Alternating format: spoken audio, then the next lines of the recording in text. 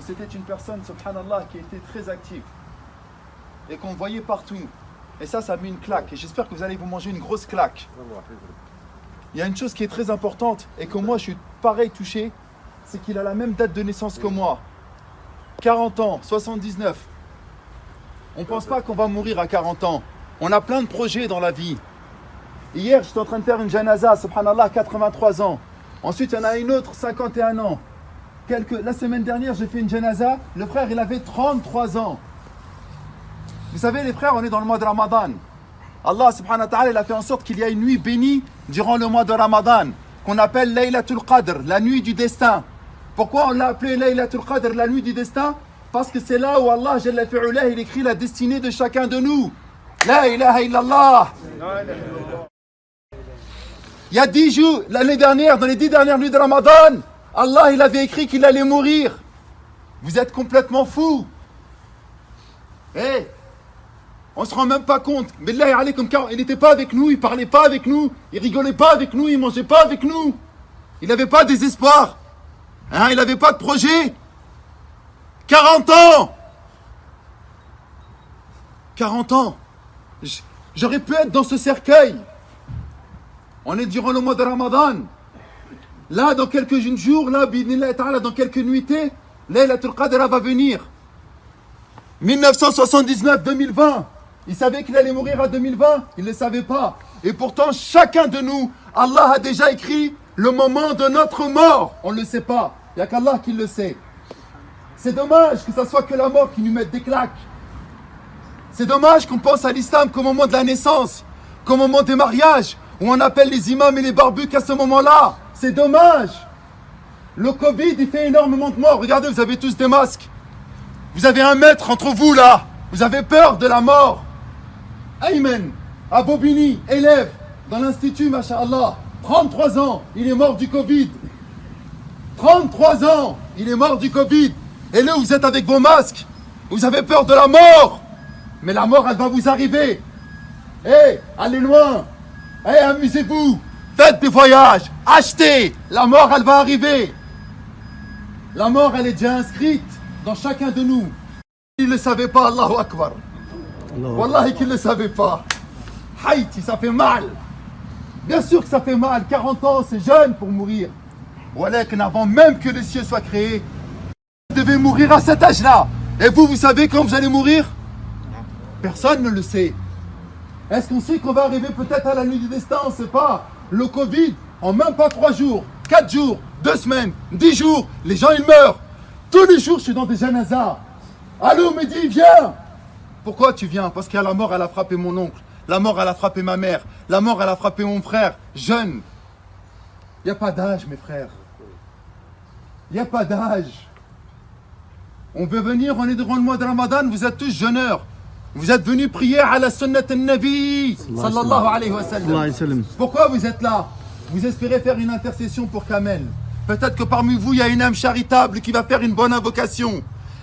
Et peut-être que parmi vous, Allah Jalla fi'ulah va écouter une de vos invocations. Pour que lorsque il va être enterré là, il ait au moins le soutien d'Allah subhanahu wa ta'ala pour qu'il puisse répondre à ces questions. Man huwa rabbuk? Quel est ton Seigneur? Inch'Allah, il dira Allah. Quelle est ta religion? Il dira bi'idnillah ta'ala que c'est l'islam. Man huwa nabiyyuk? Quel est ton prophète? Il dira c'est Mohammed ibn Abdullah. Mais il y en a plein qui ne pourront pas faire ces réponses-là. Parce que nous sommes obnubilés. Parce que nous sommes complètement dans la dunya.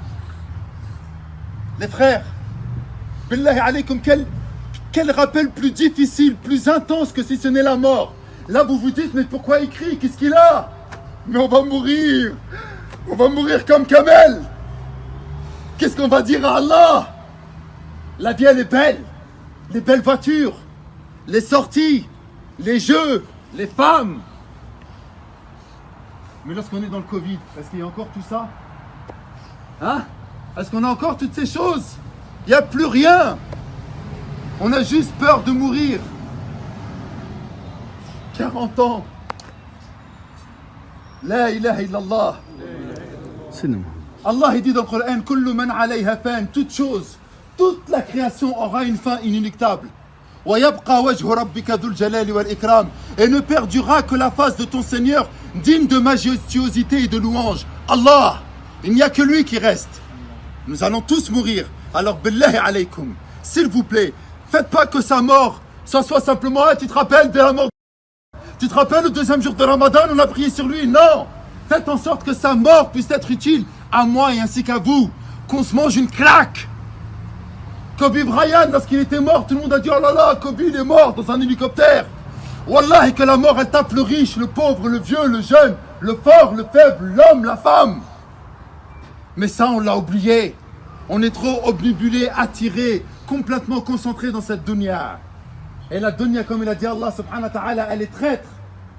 Nous avons le droit, mes chers frères, d'espérer, de se marier, d'apprécier cette vie d'ici-bas. C'est humain. Mais on n'oublie jamais d'où on vient, qu'on vient de rien, qu'on est né nu et qu'on retournera nu. Il est nu dans son cercueil. Il n'y a pas de montre. Il n'y a pas d'affaires. Il n'y a rien qui montre sa prestance, son niveau social. Il n'y a rien.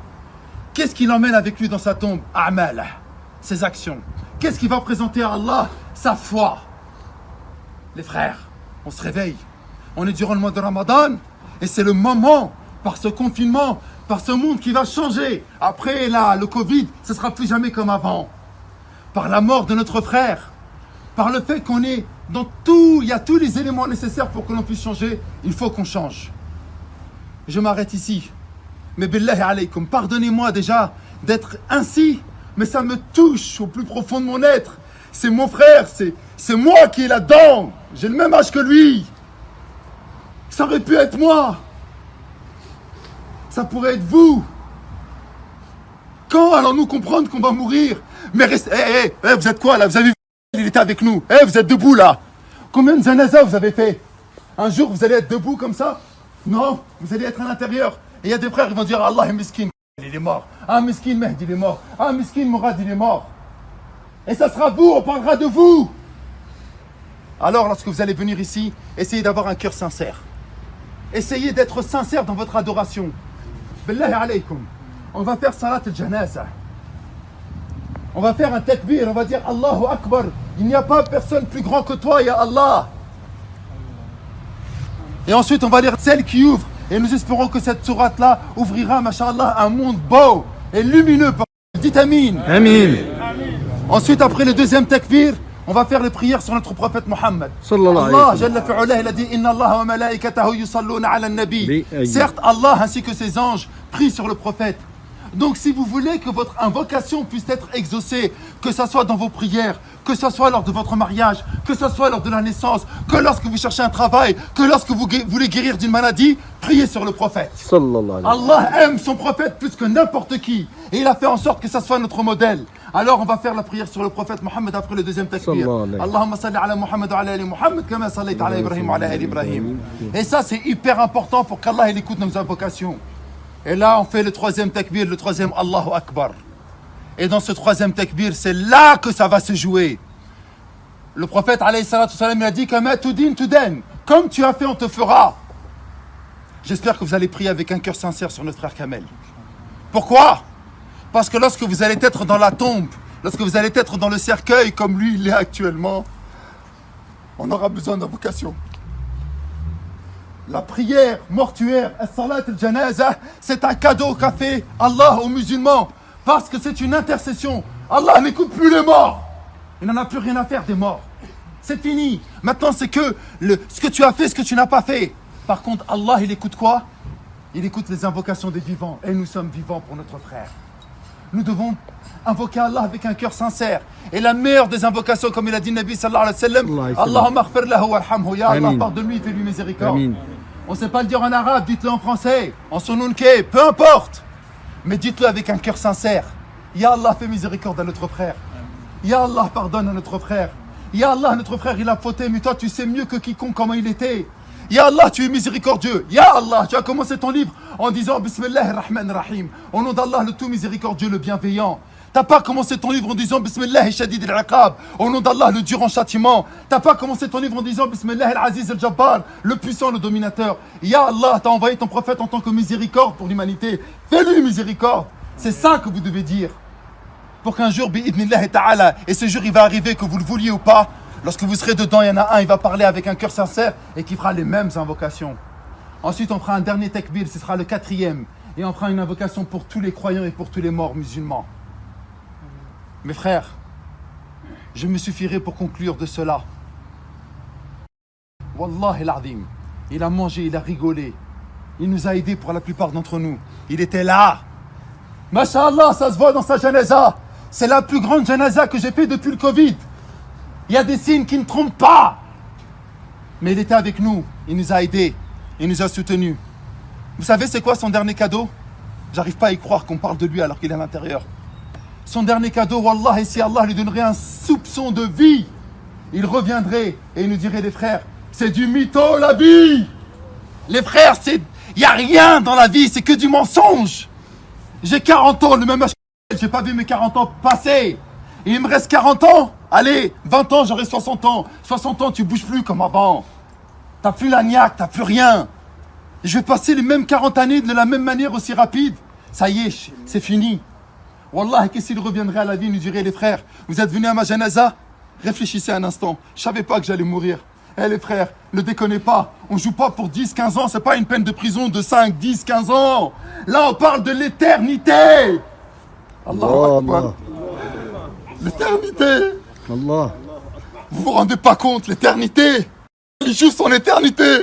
Il va être interrogé tout de suite, là. C'est trop dur. Et nous, on est vivants, on a la chance d'être durant le mois de Ramadan et on se rend même pas compte de cette importance. La ilaha illallah. Lorsqu'un malheur nous touche, on dit Inna lillahi wa inna ilayhi raji'un. Nous appartenons à Allah et nous retournerons à Allah. Sa mère, elle est triste. Qu'est-ce qu'elle va dire? Tu me l'as pris, il avait 40 ans? Non. Il ne t'appartient pas. Il m'appartenait à moi. Et j'ai décidé de le rappeler à 40 ans. Tu m'appartiens et tu reviendras à moi. On n'oublie pas qu'on appartient à Allah et qu'on retourne à Allah. Inch'Allah que cette mort-là va être bénéfique pour nous. Dites Amin. Amin. On va prier sur notre frère. Celui qui n'a pas ses ablutions, qu'il les fasse rapidement. Et si tout le monde a ses ablutions, on enchaîne. Allah barik fikoum.